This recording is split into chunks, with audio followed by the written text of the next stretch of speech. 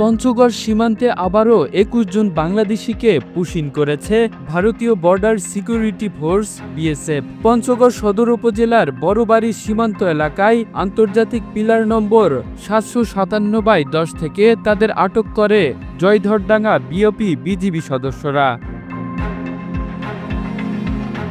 নীলফামারী ৫৬ বিজিবির সিইও শেখ মোহাম্মদ বদরুজ্জামান জানিয়েছেন, আটককৃতদের মধ্যে ২ জন পুরুষ, ৬ জন মহিলা ও ১৩ জন শিশু রয়েছে।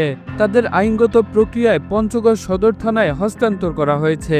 আটককৃতরা জানিয়েছেন, তারা অবৈধভাবে ভারত অনুপ্রবেশ করে গুজরাটের বিভিন্ন এলাকায় শ্রমিকদের কাজ করছিল।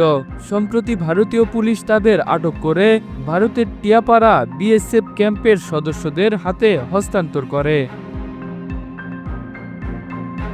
বিএসএফ সদস্যরা তাদের আজ ভোরে বাংলাদেশের বড়বাড়ি সীমান্ত দিয়ে বাংলাদেশে পুশিন করে। পঞ্চগড় সদর থানার ভারপ্রাপ্ত কর্মকর্তা ওসি তদন্ত HSM সোহরাওয়ার্দী জানায়, আটককৃত ২১ জন বাংলাদেশিকে বিজিবি সদস্যরা পঞ্চগড় থানায় হস্তান্তর করেছে। তাদের বিরুদ্ধে আইনগত ব্যবস্থা নেওয়া হয়েছে।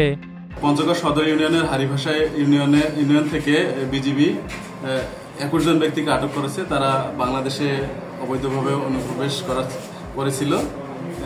বিজিবির অভিযোগের ভিত্তিতে এই ২১ জনের বিরুদ্ধে আইনগত ব্যবস্থা গ্রহণের বিষয়টি প্রক্রিয়াধীন রয়েছে।